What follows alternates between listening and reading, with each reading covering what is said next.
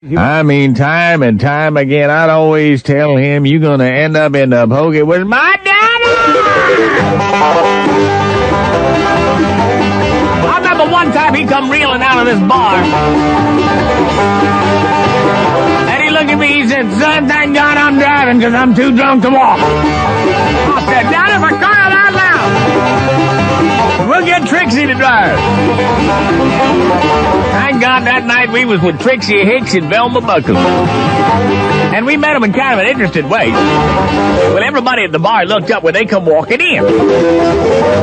Daddy and I was just sitting there, and we stared with everybody else. And we could tell all the guys were getting ready to go over and say, excuse me, ma'am, but could I buy you a drink?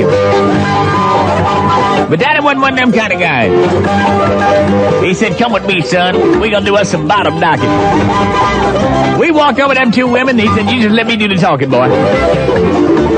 He said, excuse me, ladies. My name is Oscar Greaseman, and this is my boy Nino. He ain't as stupid as he looks. Now, you just walked into this bar room, and everybody's going to be coming up to you wanting to buy you drinks and talk to you, but we all know why we're all here. You came in here to see if there's any men that you might like to have, and we're here to look for women. So now that we got that out of the way, let me show you what I got to offer you. Take a look at it. That look good to you? Go ahead, boy. Show them what you got. I said, but Daddy, right here. He said, show them what you got, boy. Well, I had no other time. Well, Trixie Hicks and Velma Buckles, at first I thought they were going to jump up and hit us with a chair. But Trixie just stood up and she said, you know, I like your style, Mr. Greaseman. Daddy said, just call me Oscar.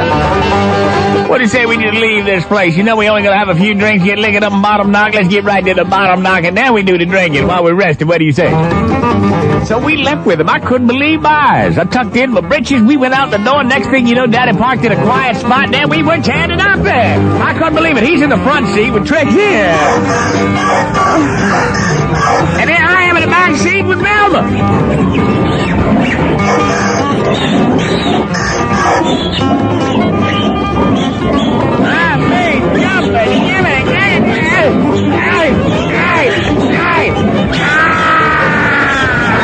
Daddy's yelling, tear it up, boy! Tear it up! Knock up my stomach! There you go, son! There you go!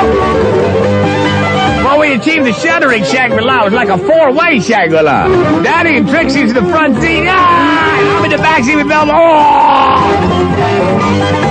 It was unbelievable!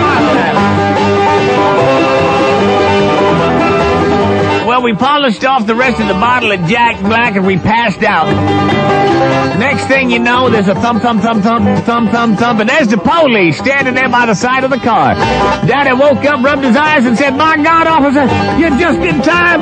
Look what they've done to my car.